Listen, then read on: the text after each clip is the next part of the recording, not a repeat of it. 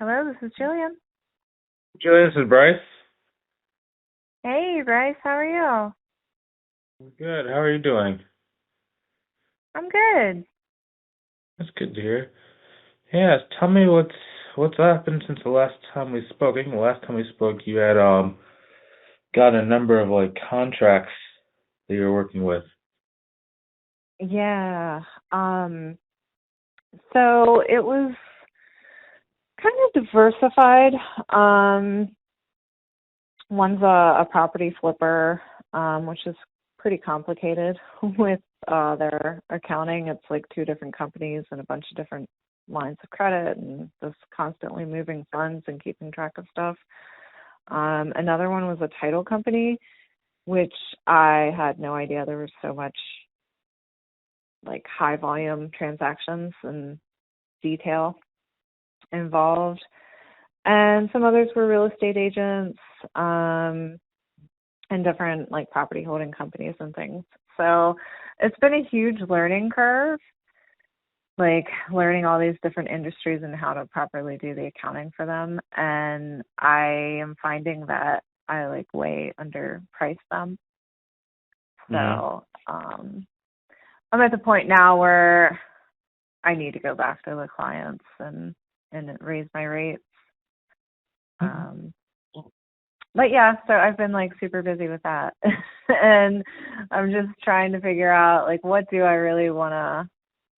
kind of industry do I want to target? Like what's my ideal client?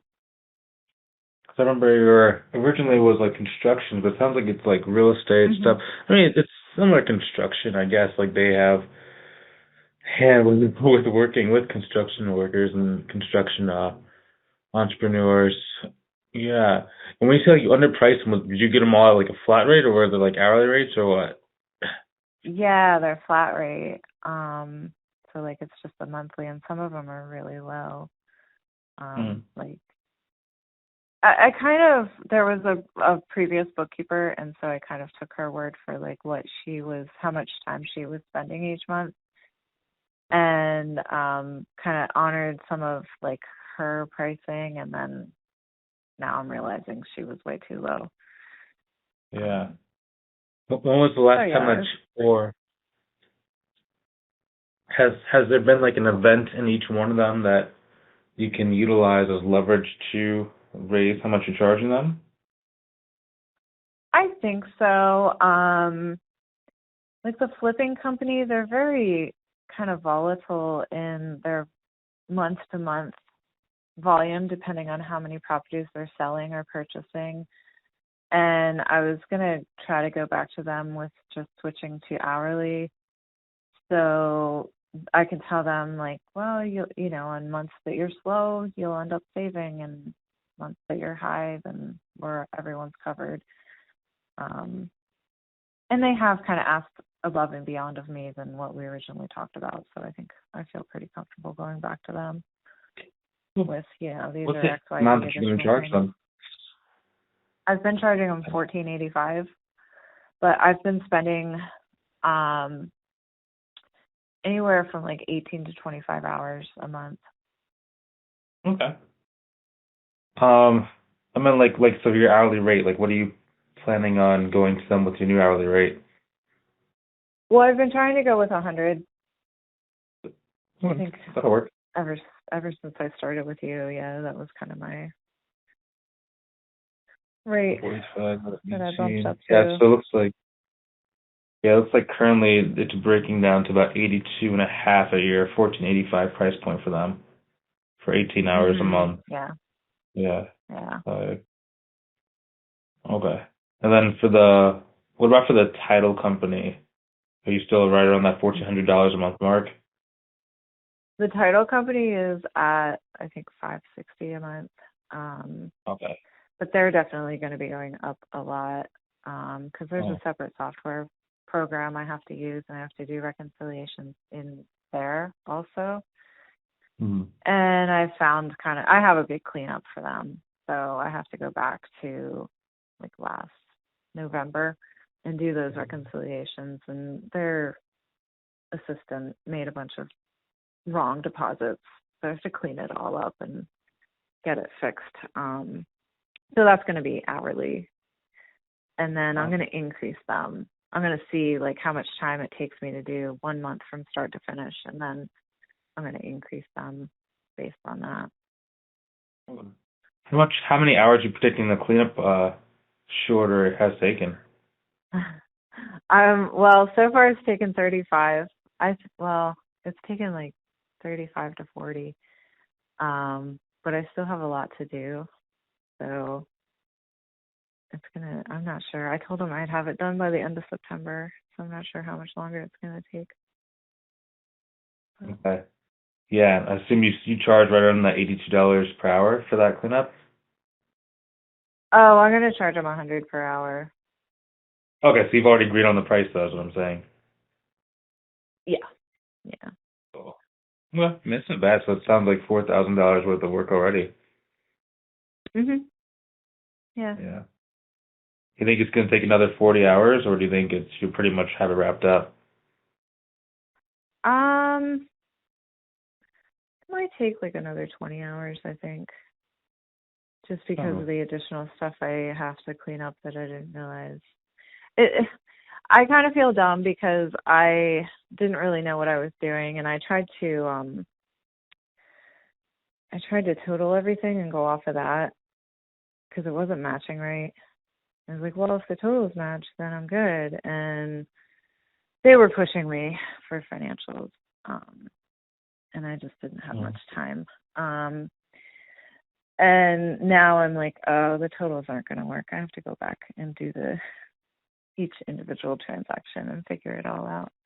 So I kind of have some like going back and figuring out what I already did and then undoing it and redoing it correctly. But I had a rough few months. My mom passed away. And yeah, she had advanced stage cancer, and so I had to take care of her. My dad couldn't take care of her, so I had to move in and take care of her, and it was really, really hard. So trying to keep up with my business and my mom, and then losing her, and it's been hard, but I'm doing all right. Yeah. Sorry to hear that.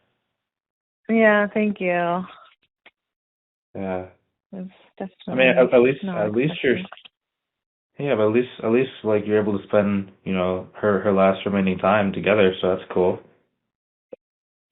Yeah, definitely. It was good that I had that flexibility, that I was able to be there, and I have an employee, so he, helped cover for me too.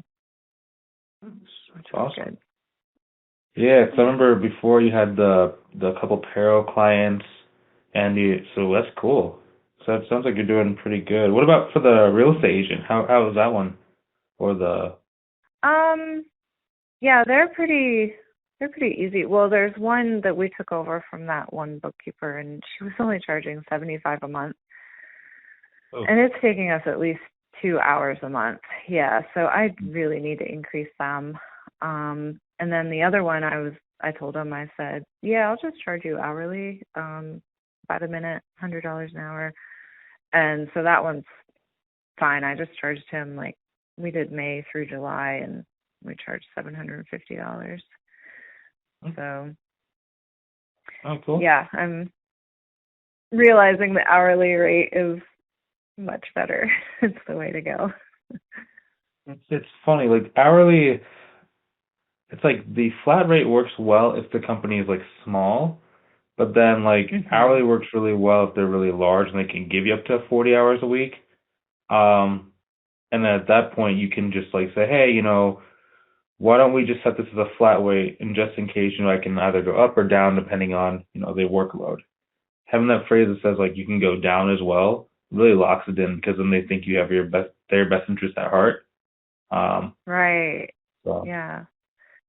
Yeah, at first I was really afraid to tell people that my rate's $100 an hour, and now I'm like, you know what?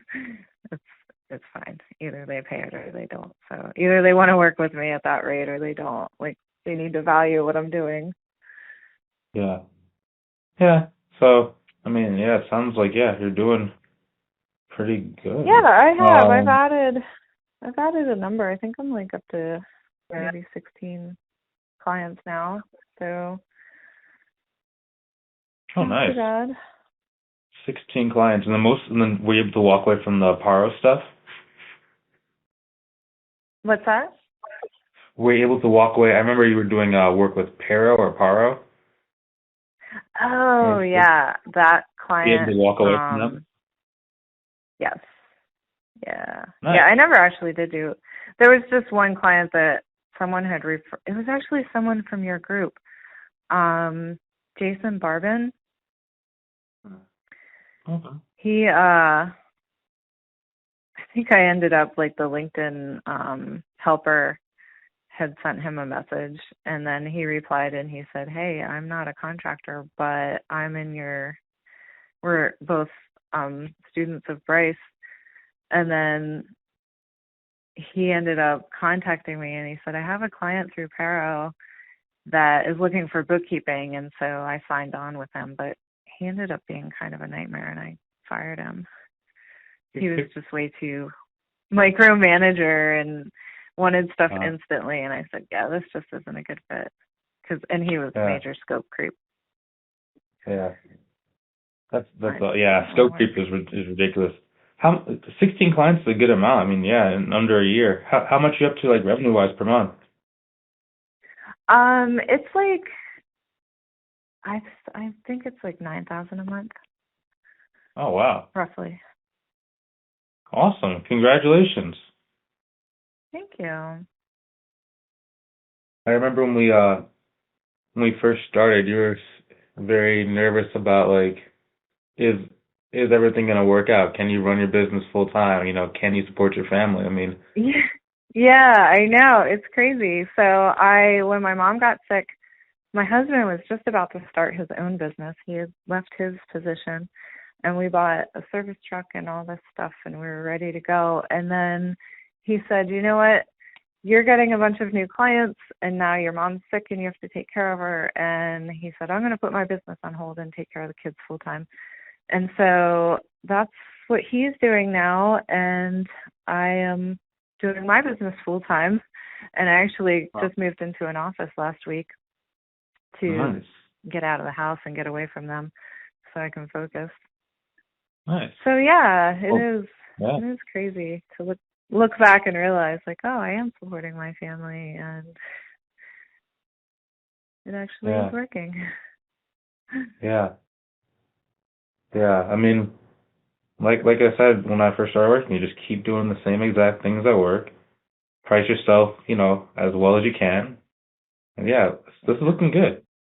You'll probably be at like 10K as soon as you like get the title company up a little bit higher. So that's great. Yeah. Yeah. Yeah. Yeah. Well, congratulations. Well, thank you. Yeah, I am. I haven't been doing any like marketing efforts. And I want to. Everyone keeps telling me that, especially for contractors, I need to be on LinkedIn. So I want to get back into the LinkedIn stuff that you had taught me and try to have more of a presence there. And Facebook too. So one thing to note, okay? Yeah. So when you're thinking about like a marketing channel to either re-add or to add again, look at what's kind of worked in the past. So it looks like one of the cool things that we've been doing is getting those referral partners, like how Jason just said, oh, hey, you know, I have some clients I can send to you. That one can actually be a higher leverage when you're using LinkedIn than having to directly go after the clients, right? Okay. Yeah. Makes sense. Yeah, one of my big referrals has been a local bank. I graduated with one of the commercial lenders, and then I got involved with the client representative for the deposit side of accounts. And so she's been referring me, and I've been referring them, like clients to them. So it's been a good relationship so far. So yeah, if I can find some more of those. Yeah, so I know we did that activity when we first got started, but looking through that network to see who of your people, you know, either own a business or could be a potential referral partner, that one's going to have the highest leverage for you, like long term, so you don't have to be constantly on like LinkedIn or turning on those machines, you know? Right, right. That makes sense. So, Okay. yeah. And that way you can keep All focused right. on your work rather than having to do like another, task every single day. So, but Yeah. yeah. Okay. So Great. that's how I'd use LinkedIn at the stage that you're at because it's just easier that way. And then that way you don't have to get on Facebook either. Okay. Yeah. Okay. Cool. Yeah, Said I do keep have me some close. CPA firms too to follow up with. They said they can refer me. Yeah. So yeah, I'll have to follow up. I've just been afraid to expand too much as far as getting into various industries. Like having to learn an industry is a lot. Yeah. Like the flipping company, I think the first month I had over 75 hours just trying to learn and get up to speed. So that was like not very good revenue that month. But